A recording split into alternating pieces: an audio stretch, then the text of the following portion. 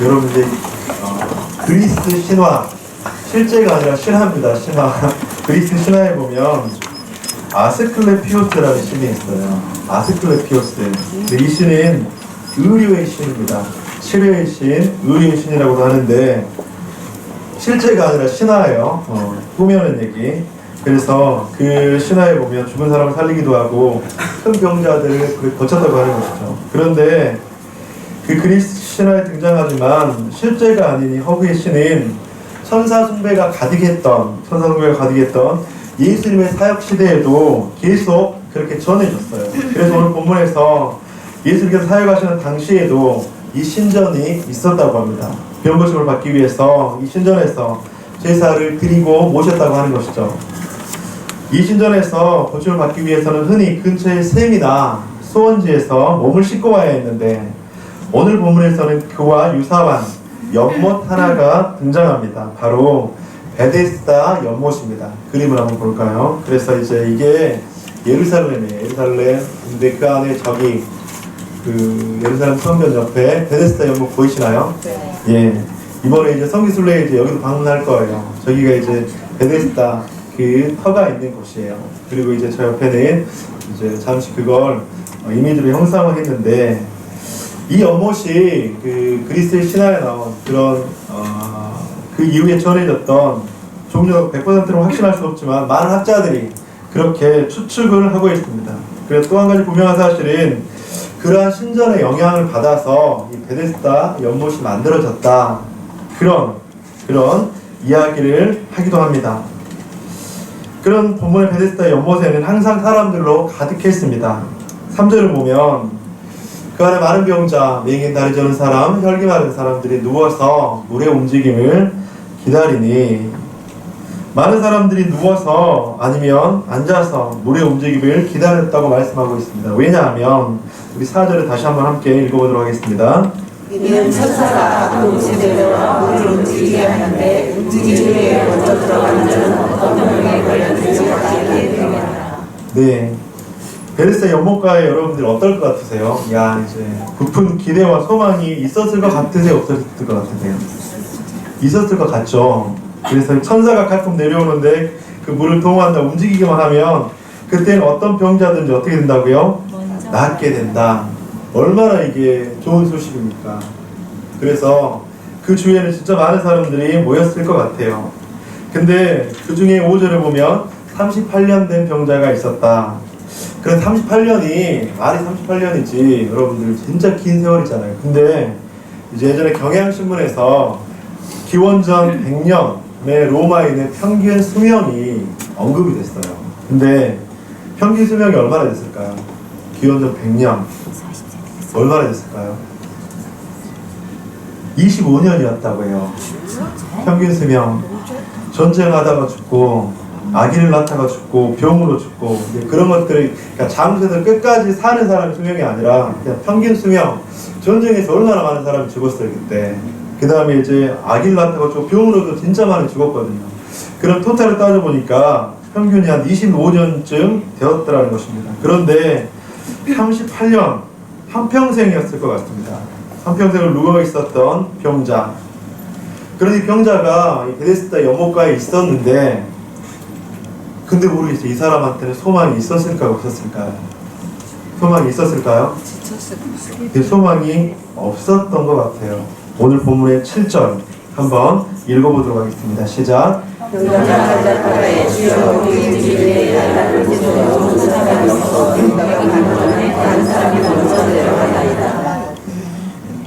정확히 이야기하자면 소망은 이 38년 된 병자에게는 절대로 없었습니다. 왜냐하면 물이 움직일 때 38년 된 자신을 못에 넣어줄 사람이 있다고요? 없다고요? 없었다. 물이 움직일 때 38년 된 자신보다 가장 힘든 자신보다 다른 사람이 더 못에 빨리 들어간다, 늦게 들어간다? 빨리 들어간다고 하는 것이죠. 자신의 힘으로는 아무것도 할 수 없었다고 하는 것입니다. 그런데 이 헬라어 베데스다의 뜻이 무엇이냐면 자비의 집이었어요. 자비의 집. 좋죠. 자비의 집, 은혜의 집. 그런 의미를 가지고 있습니다. 그래서 오늘 말씀을 잠시 묵상하면서 제가 자비의 집에 말씀을 준비하면서 좀 들어가 봤어요. 그런데 그 자비의 집에 들어가서 이제 저도 아픈 사람 중에 한 명으로서 이제 딱 있었는데, 한번 여러분들도 한번 생각해 보세요. 그 자비의 집 근처에, 그 못가의 자비의 집 근처에 여러분들이 한번 있다고 한번 생각해 보십시오. 그러면서 여러분들이 한번 이 본문 가운데 나온 38년 된 병자, 눈먼 사람, 혈기 마른 사람, 다리 저는 사람 중에서 어떤 역할을 할 건지 한번 생각을 한번 해보세요. 그 연못가에 그래 나는 그래, 다리 아픈 사람, 나는 머리가 아픈 사람, 그냥 10초 정도만 하면 눈을 한번 감아보고 베데스다 연못이 있다고 한번 생각 한번 해보세요. 눈을 감아보시고 나는 그 중에서 어떤 역할을 할 건지. 자, 눈을 감고 계셔보세요. 자, 그리고 눈을 뜨시고, 자, 물이 움직인다고 한번 생각해 봅시다. 자, 시작. 자, 눈을 떴어요. 근데 물이 움직였어요. 자, 누가 먼저 가장 들어가셨습니까? 내가. 혹시 병이 치유되셨습니까? 아멘. 한 사람만 들어갈 수 있는데 왜 여러 사람이 대답하죠? 여러분, 자비의 집, 은혜의 집에 자비와 은혜가 넘칠 수 있었을까요? 없었을까요? 없었을 것 같아요. 없었어요. 인간이 만든 자비의 집, 은혜의 집에는 자비와 은혜라고는 없었습니다. 자비와 은혜 대신 다툼, 경쟁, 시기, 분열이 가득했었죠. 왜냐하면 내가 살면 여러분들 어떻게 된다고요? 죽어요. 옆에 사람이 살면 이쪽에 있는 사람은 어떻게 된다고요? 죽어요. 어쩌면 그들은 눈이 시뻘개져서 혹시나 물이 움직이지 않을까 보았을 것입니다. 한시도 긴장감을 느낄 수 없었고, 어떤 사람은 잠도 제대로 한숨 못 잤을 거예요. 어쩌면 바람에 물이 조금만 흔들려도 물에 들어갔다 왔다를 반복했을 거고, 오늘도 헛땅 쳤구나. 대부분 그렇게 생각하지 않았을까요? 흔히들 이야기하는 약육 강식의 공동체가 오늘 베데스다 연못가에 있어요. 여러분들이라면 어떻게 하시겠습니까? 자, 여기 강대상 앞에 못이 하나 있어요. 여기 못이 있는데 물이 움직이면 어떤 병이든 낫습니다. 만약 그렇다면 여러분들이 이제 한 5년, 10년 동안, 20년, 30년 동안 물이 전혀 움직이지 않다가 물이 딱 한 번 움직였어요. 그러면 여러분 어떻게 하시겠습니까? 우리 집사님 먼저 들어가세요. 여기 둘이 권사님 먼저 들어가세요. 저는 한 20년 후에 들어가겠습니다. 안 그럴걸요? 여러분들 혹시 그렇게 하실 분 있으세요? 만약에 여기서 물이 통하면 제가 가장 유리할 것 같아요. 주저하지 않고 먼저 들어갈 겁니다. 근데 우리 저보다 더 고통 가운데 있는 사람을 제외하면 우리 제가 채연이한테는 제일 먼저 양보할 거예요. 근데 채연이 말고는 여기에 계신 분들 가운데는 양보할 사람이 없을 것 같아요. 그런 공동체에서 가장 중증을 앓고 있는 38년 된 병자의 모습, 절망하고 좌절하고 포기하는 모습이 어쩌면 당연할 것이에요. 나를 못에 넣어주는 사람이 없습니다. 나를 못에 넣어주는 사람이 없습니다. 나보다 다른 사람이 먼저 못에 들어갈 것입니다.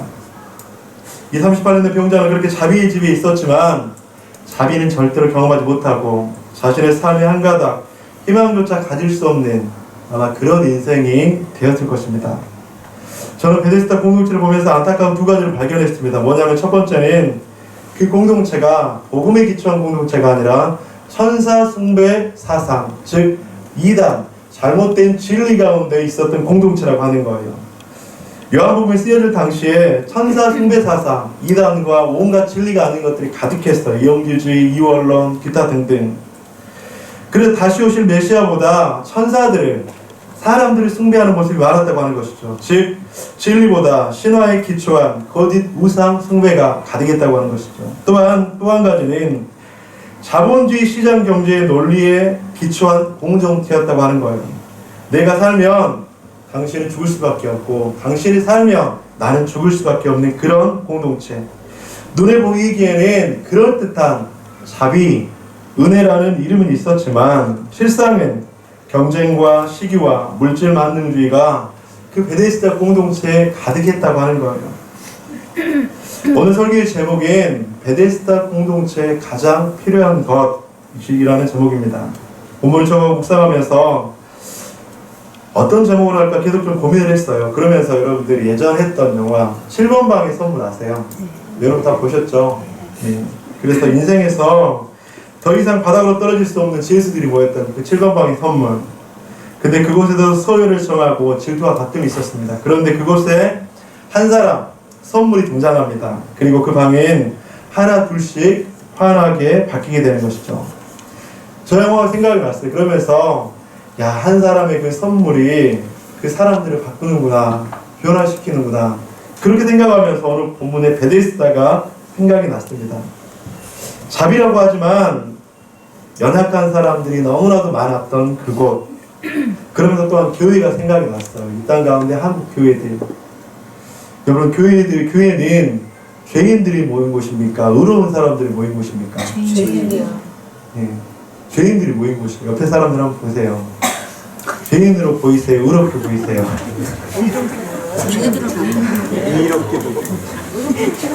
의롭게 보이세요?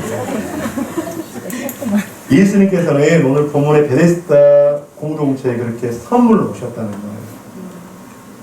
이름은 자비와 은혜인데 자비와 은혜가 없는 베데스다, 더 이상 소망이 없는 베데스다, 천사 숭배사단과 물질 만능주의로 더 상처받고 아픔이 가득한 베데스다에 예수님께서 선물로 오셨다는 거죠. 이건 놀라운 은혜예요, 여러분들. 명목상에 자비가 없는 공동체, 은혜가 없는 공동체에 드디어 은혜와 자비이신 예수 그리스도가 그 공동체에 오셨다는 것은 놀라운 일입니다. 예수님께서는 베데스다에 가장 아픔이 있는 그곳 가운데서 38년 된 병자를 찾으셨습니다. 그리고 38년 된 병자와 만남을 시작하셨죠. 오늘 본문의 6절 우리 다시 한번 함께 읽어보도록 하겠습니다. 시작. 예수께서 그 누운 것을 보시고 병이 벌써 오래된 줄 아시고 이르시되 내가 나타나느냐. 예수님께서는 자비가 없는 그 공동체에 자비로 오셨는데 그 가운데 가장 연약한 사람을 찾아가셨습니다. 그러면서 오늘 본문 6절에서 보면 세 가지 행동을 하셨어요. 첫 번째는 뭐냐면, 첫 번째는 그 누운 곳을 어떻게 하셨다? 보셨다. 예수님께서는 그 병자의 절망을 보셨습니다. 상황을 보시고 상태를 보시고 그 사람의 연약함을 보셨습니다. 그 사람의 아픔의 시간들을 다 보셨다고 하는 것이죠. 그리고 두 번째는 어떻게 말씀하셨죠? 병이 벌써 오랜 줄 아셨다. 이 알다라는 헬라어는 히브리어 야다를 의미합니다. 히브리어 야다는 창세기 2장 24절에 보면 이러므로 남자가 부모를 떠나 그의 아내와 합하여 둘이 한 몸을 이룬다. 즉 부부 사이의 관계를 이야기할 때 야다라는 말을 쓰거든요. 근데 그 야다라는 말은 비밀이 없다, 가장 깊은 것까지 다루고 있다. 여러분들 부부 관계 가운데 비밀이 있습니까? 없습니까? 있는 부부도 있겠지만 없어야죠. 연약한 점도 다 알고 있는. 근데 부부도 모르는데 예수님께서는 다 안다고 하시는 거예요. 그렇게 세밀하게 모든 것을 다 안다고 하시는 것이죠. 예수님께서 이 병자의 무엇을 아셨을까요, 여러분? 신음소리를 아셨고 그 38년의 절망을 아셨고 그 병자의 모든 상처를 아셨고, 여러분들 1년이 지나고 2년이 지나고 때론 우리가 5년 10년 주님께 간절히 기도하다가 응답이 안 되면 하나님 어떻게 고백합니까? 하나님 진짜 알고 계세요? 저희 고통을 알고 계시고 아픔을 알고 계십니까? 제가 얼마나 많은 시간 동안 기도했는데, 얼마나 많은 시간 동안 그렇게 주님께 부르짖었는데 이렇게 가만히 보시고 계세요? 주님 아시고 계세요? 그런데 예수님께서는 38년 된 누구누구야, 내가 너를 다 알고 있어. 예수님께서 그렇게 알고 계신다고 하는 것이죠. 성도님들, 우리를 보고 계시고 알고 계신다고 하신 그 예수님을 믿으시기를 바랍니다. 이 말은 놀라운 말이에요. 우리가 신앙생활을 하는, 그런데 이 신앙생활 하다가 가장 흔들리는 그런 이유가 되기도 해요. 예수님께서 보고 계실까? 알고 계실까? 그런데 예수님께서는 보시고 아시고 계신다고 하는 거예요. 근데 이 본다 안다는 그 말 가운데는 우리들의 연약함과 죄악들까지 보시고 아시고 계시지 않을까요? 이 안다는 말은 너무나도 놀라운 은혜의 복음이기도 하지만 또 공의의 복음이기도 합니다. 세 번째로는 그렇게 물으셨다고 하는 것입니다. 내가 낫고자 하느냐. 상식적으로 이해가 가지 않은 질문입니다. 38년 동안 누워 있었어요. 여러분들 한 밥을 못 먹고 아파서 한 3일 동안 그렇게 누워 있어요. 기진맥진해 있는데 옆에서 누가 야, 너 빨리 낫기 원해? 그렇게 물어보면 어떻겠어요? 화날 것 같아요. 당연하지. 근데 그 잠시 잠깐의 고통이 아니라 수많은 시간 동안 아픔과 고통 가운데 있었는데 네가 낫고자 하니, 그 말은 이 사람한테는 좀 정상적으로 들리지 않는 말 같아요. 근데 38년 된 병자에게는 가장 필요한 말씀이었어요. 왜일까요? 이 사람에게는 낫고자 하는 소망이 있었거든요. 여러분들, 우리가 회복되려고 해도 회복되려고 하는 의지가 없으면요, 회복되는 것은 너무나도 불가능해요. 근데 이 38년 동안 얼마나 패배의식 가운데 있었겠습니까? 얼마나 좌절의식 가운데 있었겠습니까? 얼마나 절망 가운데 있었겠습니까? 소망이라는 아무것도 없었죠. 물이 분명히 동하긴 동할 건데, 물이 동하면 나는 무엇에 넣어줄 사람은 아무도 없을 거야. 다른 사람이 먼저 갈 거야. 소망이 없는 인생이었습니다. 그런데 예수님께서는 이 사람을 회복시키기 이전에 그 마음의 움직임을 다시 한번 갖기를 원하셨다고 하는 것이죠. 아들아, 내가 낫기를 원해? 내가 나았으면 좋겠다. 그런 마음을 가졌으면 좋겠다.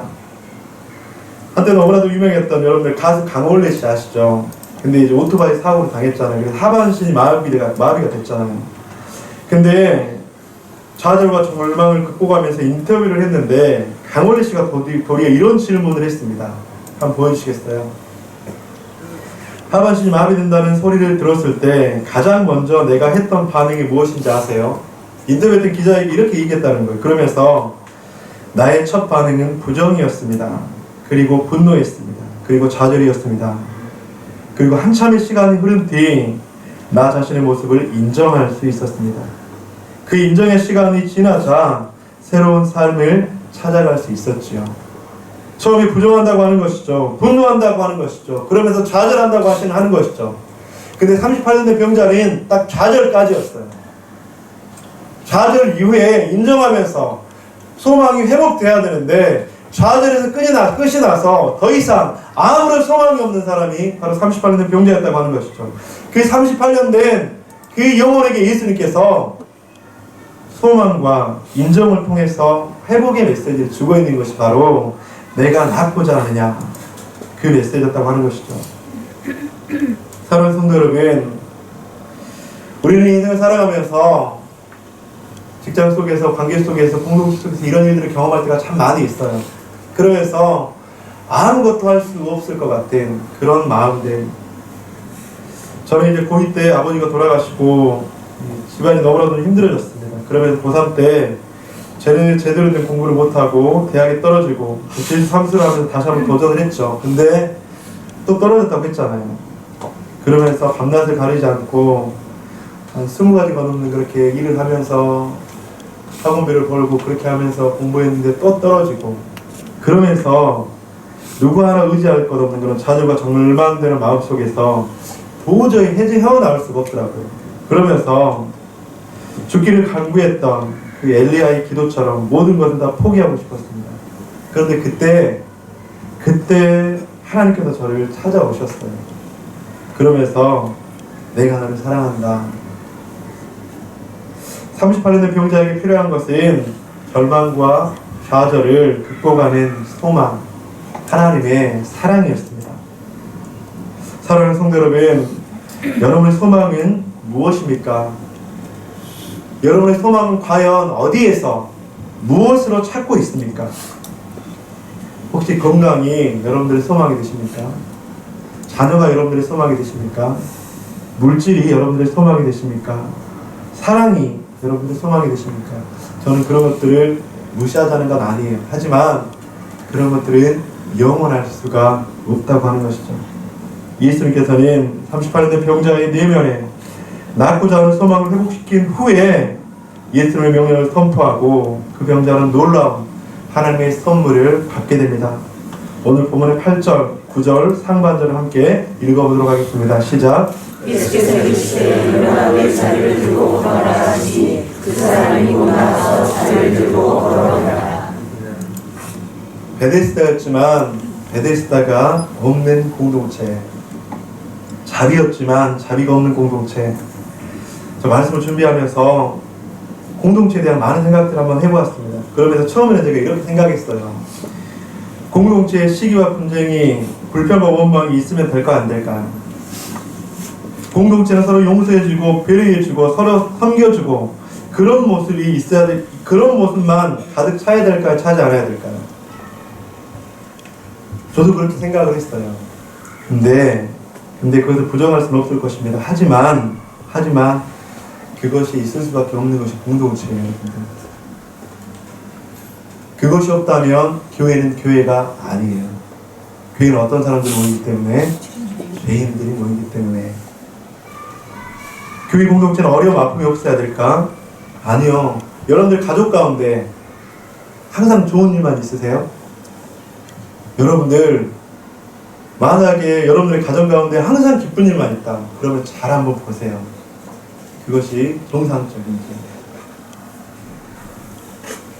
연약하고 부족하고 죄된 본성이 가득하기 때문에, 그래서 더 보듬어 주어야 하고 자비를 베풀어야 되는 것이 바로 공동체라고 하는 것이죠. 그렇다면 본문에 베데스다 공동체에 무엇이 없었던 것일까요, 여러분들? 베데스다 공동체는 천사 숭배 사상과 그리고 또 물질 만능주의가 있었어요. 근데 그런 것들이 있는 것이 당연한 거예요, 여러분들. 이 세상 가운데 살아갈 때 그런 것들이 없을 수가 없잖아요. 그런데 그런 것들이 있는 것도 당연하지만, 근데 정작 중요하게 있어야 될 것이 없었다고 하는 거예요. 뭘까요? 바로 예수 그리스도예요. 예수 그리스도가 그 공동체에 있었다면 그 공동체는 너무나도 좋은 공동체가 될 수 있었다고 하는 것입니다. 그런데 예수님께서 그런 베데스다 공동체에 찾아오셨다고 하는 것이죠.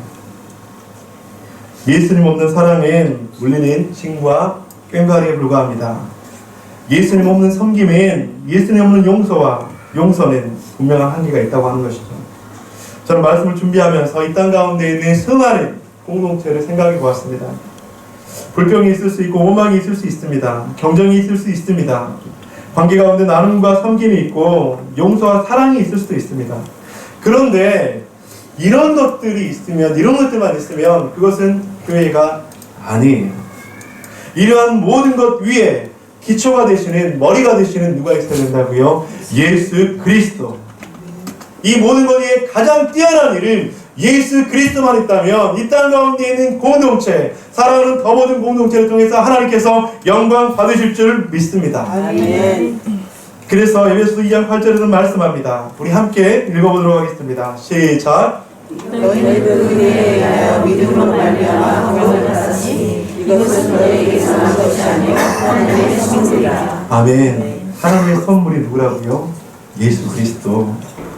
예수님께서 우리 공동체에만 계신다면, 예수님께서 여러분들의 가정에만 계신다면, 예수님께서 여러분들의 마음속 깊이에만 계신다면, 연약함과 죄된 본성과 우리의 부족함이 있다 할지라도 그것은 문제가 되지 않아요. 하나님의 선물 예수 그리스도가 우리 공동체의 주인 되시기를 간절히 소망합니다. 아멘. 그렇다면 어떻게 해야 될까? 우리의 시선을 예수님께서 우리 공동체의 주인이 되기 위해서 어디에 고정해야 될까? 히브리서 12장 2절 가운데서는 말씀합니다. 우리 함께 읽어보도록 하겠습니다. 시작. 이들의 주여 또 온전하게 하시는 이 예수를 닮았다. 그는 그 앞에 있는 기쁨을 위하여 십자가를 삼으사 부끄러움을 잃지 아니하시더니 하나님 보좌 우편에 앉으셨느니라. 아멘. 믿음의 주여 우리를 온전하게 하시는 예수를 바라보자. 우리의 상황과 환경과 우리의 가정과 직장과 여러 상황이 도저히 어렵고 소망이 없고 절망이 있어 보이지만, 베데스다 공동체에 찾아오셨던 예수 그리스도, 베데스다 공동체에서 그들에게 소망이 되었던 예수 그리스도, 그 예수 그리스도만 있다면 그것은 문제가 되지 않아요. 우리를 더욱더 온전케 하시고 성숙하게 하시는 예수 그리스도를 바라보는 우리 공동체가 되시기를 주님의 이름으로 간절히 소망합니다. 자비가 있다고 하지만 자비가 없었던 곳에, 사랑과 은혜가 충만하다고 했지만 사랑이 없었던 곳에 예수님께서는 찾아오셨습니다. 그를 십자가를 참으시고 부끄러움을 개의치 않으셨다고 하는 것이죠. 그 예수님께서는 선물로 오셔서 막힌 담을 허무셨습니다. 말씀을 마무리하면서 권면과 도전을 드리고 싶습니다. 우리는 38년 된 병자의 육신에 연약한 만큼 그렇게 아프지는 않아요. 근데 또 한편으로 되돌아보면 우리의 4명 가운데 아픔을 가진 사람들이 얼마나 많아요. 여러분들 웃고 있지만 웃는 게 아니고 그냥 아무렇지도 않은 것 같지만 절대 아무렇지도 않는 것 같아요. 그런 내면의 아픔과 마음이 연약한 사람들이 얼마나 많아요. 보이지 않는 누구도 모르는 아픔들, 영적인 연약함들. 여러분들 이것들이 있을 때 우리는 어떻게 해야 될까요? 인정하는 것이에요. 아, 주님, 저는 절망과 아픔과 좌절과 고통 가운데 있습니다. 주님, 제가 웃고 있지만 참 많이 제 마음속에 쓴뿌리가 있습니다. 연약함이 있습니다. 죄악됨이 있습니다. 여러분, 인정하는 것이에요. 그런 것이 있는 것들이 정상이라고, 비정상이라고요? 정상이라고요. 그런데 거기서 끝나면 되는 것이 아니라 그 가운데 누구만 있으면 된다고요? 예수 그리스도만 있으면 된다고요. 예수 그리스도만 우리의 중심 가운데 있다면, 예수 그리스도만 우리 공동체 가운데 있다면, 예수 그리스도만 여러분들의 가정 가운데 있다면 바로 그것이 자비의 공동체, 은혜의 공동체가 될 수 있다고 하는 것이죠. 나에게 많은 것들이 있지만 정작 예수님의 십자가가 없었고, 나에게 많은 은사들과 섬김이 있었지만 예수님의 십자가의 능력, 십자가의 사랑이 없었다면 여러분들 십자가의 사랑, 십자가의 능력을 초청하시면 돼요. 그래서 예수님이 필요합니다. 예수님 나에게 오셔서 은혜를 주옵소서, 자비를 주옵소서. 어쩌면 예수님께서는 지금도 이 시간 가운데 우리들에게 문을 두드리시고 우리와 함께 하시기를 원하실 거예요. 사랑하는 아들아, 사랑하는 딸아, 내가 너의 모든 것을 다 보고 있어. 내가 너의 모든 것을 다 알고 있어. 이제 네가 일어나서 회복되었으면 좋겠다. 내가 너와 함께 할게. 이 메시지가 바로 하나님께서 우리들의 깊은 심령 가운데, 우리 공동체 여러분들의 가정 가운데 주시는 메시지라고 생각합니다.